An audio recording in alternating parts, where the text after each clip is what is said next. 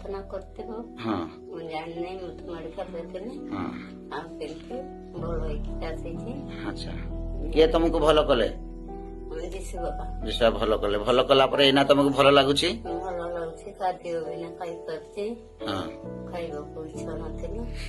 ଆଚ୍ଛା ତମେ ଯେତେ ଦିନ ଥିବ, ଯେତେ ଦିନ ଦୁନିଆରେ ବଞ୍ଚିଥିବ ସେତେ ଦିନ ପ୍ରଭୁଙ୍କ ପାଖରେ ଲାଗିକି ରହିବ ତ? ଆଚ୍ଛା ଆଉ ସବୁ ପୁରୁଣା ସ୍ୱଭାବ ସବୁ ଛାଡି ଦେଇଛ, ଏବେ ନୂଆ ହେଇଛ, ଏବେ ସବୁ ଭଲ ଲାଗୁଛି? କେମିତି ଲାଗୁଛି ଏବେ? ହାତ ପୁରା ଫରୁଆ ଲାଗୁଛି। ଆଉ ଯେତେବେଳେ ପ୍ରାର୍ଥନା ଟିକେ ବସିନେ ପୁରା ଦିହ ଉଲ୍ଲାସ ଲାଗୁଛି। ଆଚ୍ଛା ହସ୍ପିଟାଲ ରେ ଥିଲ, ଯାହା ହଉ ପ୍ରଭୁ ଭଲ କରିଦେଲେ ନା? ଆଚ୍ଛା ଆଚ୍ଛା ହଉ ଠିକ ଅଛି, ତାହେଲେ ପ୍ରଭୁ ଭଲ କରିଛନ୍ତି। ନାଟା ଜାଣିନଥିଲି ବିଜୟ ମୁଣ୍ଡା। ଆଉ ପ୍ରଭୁ ଯୀଶୁ ମଠରେ ଏତେ ବିଷୟରେ ଅଛି ବୋଲିକି ଆଉ ମୁଁ ଖରାପ ରାସ୍ତାରେ ଯାଉଥିଲି, ଖରାପ କାମ ବି କରୁଥିଲି, ମୂର୍ତ୍ତି ପୂଜା ବି କରୁଥିଲି। ମୁଁ ଜାଣିନଥିଲି। ଏବେ ପ୍ରଭୁ ତରଫରୁ ଜାଣିଲା ପରେ ଖୁସି ହଉଛ? ଜାଣିଲା ପରେ ମୁଁ ଏବେ ମୋର ଖୁସି ବାସୀ ଭଲରେ ଅଛି। ମୋର ପରିବାର ବି ଠିକ ଅଛି। ସମସ୍ତଙ୍କୁ ମୋର ଛୁଆ ପିଲା ପରିବାର ବର୍ଗ ସମସ୍ତେ ଭଲରେ ଅଛୁ। ଆଚ୍ଛା ତମେ ଆହୁରି ଆଗାମୀ ଦିନରେ ଦିନକୁ ଆମକୁ ପ୍ରାର୍ଥନା କରିବ ଯେମିତି ଆମେ ଭଲରେ ରହିବୁ। ଆଚ୍ଛା ଆଚ୍ଛା ଏବେ ତୁମେ ଖୁସି ଅଛ ଆଗ ଅପେକ୍ଷା? ହଁ ଖୁସି ଅଛୁ। ପ୍ରଭୁଙ୍କୁ ଜାଣିଲା ପରେ ଖୁସି ଅଛ? ଖୁସି ଅଛୁ। ଆଚ୍ଛା ଆଗରେ ଦୁଃଖରେ ଥିଲ, ଅସୁବିଧା ଥିଲ, ଏବେ କେମିତି ବହୁତ ଆନନ୍ଦ ଅଛ? ଆନନ୍ଦ ଅଛୁ। ଆଚ୍ଛା ହଉ।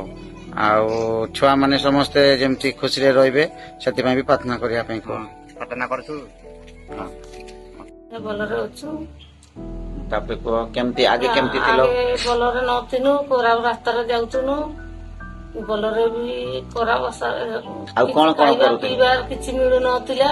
ଏଇନା ସବୁ କିଛି ମିଳୁଛି। ଭଗବାନ ତୁମର ବିଶ୍ୱାସ କରିକିରି ଯୀଶୁଙ୍କୁ ନାଁରେ ଖୁସି ଅଛ। ଆଉ ଏବେ ଆଗରେ କଣ କଣ କରୁଥିଲ? କିଏ କେମିତି ମାନେ କଣ ବିଶ୍ୱାସ କରୁଥିଲ? ଅଲଗା ବିଶ୍ୱାସ କରୁଥିଲୁ।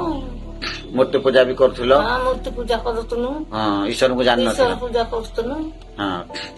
ଆଉ ଭଲ ରାସ୍ତାରେ ବି ନେଇ ରାସ୍ତାରେ ଚାଲୁଛୁ। ଆଉ ଏବେ କେମିତି ଅଛ? ଛୁଆ ମାନେ କେମିତି ଅଛନ୍ତି? ଭଲରେ ଅଛନ୍ତି ଛୁଆ ପିଲା। ଯୀଶୁଙ୍କ ବିଶ୍ୱାସ କଲା ପରେ ଛୁଆ ପିଲା ଭଲରେ ଅଛନ୍ତି। ଆମେ ବି ଭଲରେ ଅଛୁ। ଆଚ୍ଛା ଖାଇବା ପିଇବାର ଭଲ। ଆଚ୍ଛା ଆଉ କିଛି ସମସ୍ୟା ହଉଛି ନା? ଏବେ ତମେ ପ୍ରାର୍ଥନା ସବୁବେଳେ କର ପ୍ରଭୁଙ୍କ ପାଖରେ? ସବୁବେଳେ କରୁଛ ନା? ହଉ ଠିକ ଅଛି, ହଉ ଠିକ ଅଛି, ନମସ୍କାର କରିଦିଅ। ନମସ୍କାର। ଆଗରେ କଣ କରୁଥିଲ? ଏବେ ତୁମେ ପ୍ରଭୁଙ୍କୁ ଜାଣିକି ଖୁସି ଅଛ? ପ୍ରଭୁ ଯୀଶୁଙ୍କୁ ଜାଣିକି ଖୁସି ଅଛ? ଆଚ୍ଛା ଆଉ ଆଗେ ତୁମେ କଣ ଇଏ କରୁଥିଲ? ମୂର୍ତ୍ତି ପୂଜା କରୁଥିଲେ କହ? ନା ନାଇଁ? ଆଚ୍ଛା ଏବେ ଖୁସିରେ ଅଛ? ଆଚ୍ଛା ପ୍ରଭୁ ତମକୁ କେମିତି ରଖିଛି? ଭଲ ରଖିଛି।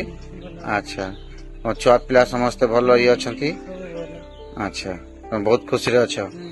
ଆଚ୍ଛା ପ୍ରାର୍ଥନା କରୁଛ, ବାକ୍ୟ ପଢୁଛ?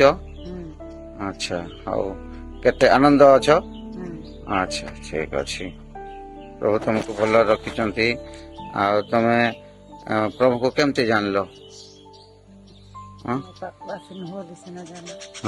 ତମେ ଜାଣିଲ ଆସିକି ନା? ହଉ ଠିକ ଅଛି। ବିଶେଷ କରି ଆଉ ଥରେ ପ୍ରାର୍ଥନା କରୁଛି ପ୍ରଭୁ, ଆଉ ପ୍ରଭୁ ତୁମେ ସେଇ ରାଘବକୁ ଦୟା କର। ପ୍ରଭୁ ତା ଦେହ ଶୁଖି ଯାଉଛି, ପ୍ରଭୁ ଅନେକ ଅସୁବିଧାରେ ପଡୁଛି, ପ୍ରଭୁ ତା ଦେହରେ ଯାହା କିଛି ରୋଗ କଷ୍ଟ ଥାଏ ତୁମେ ଭଲ କରିଦିଅ। ତୁମେ ତାକୁ ଯୀଶୁଙ୍କ ନାମରେ ତୁମେ ତାକୁ ଛୁଇଁକି ତୁମେ ତାକୁ ସୁସ୍ଥ କର। ତୁମେ ତାକୁ ଦୟା କର। ଯଦି କିଛି ଖରାପ ଅଭ୍ୟାସ ମନ୍ଦ ଶକ୍ତି ତାକୁ ଟାଣୁଥାଏ ସେ ସବୁକୁ ଯୀଶୁଙ୍କ ନାମରେ ଦୂର କର। ପ୍ରଭୁ ତୁମର ଏ ରାସ୍ତାରେ ଚାଲିବା ପାଇଁ, ତୁମକୁ ଭରସା ଭକ୍ତି ଭୟ କରି ଚାଲିବା ପାଇଁ ତୁମେ ତାକୁ ସାହାଯ୍ୟ କର। ତାକୁ ତୁମେ ସବୁ କିଛି ଯୋଗେଇକି ଭଲରେ ରଖ।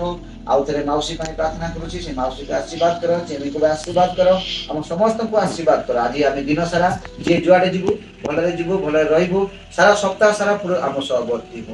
ଆମକୁ ଆଶୀର୍ବାଦ କର। ଗୌରବ প্রার্থনা যিশুর নামে। ভগবতী মানে কি?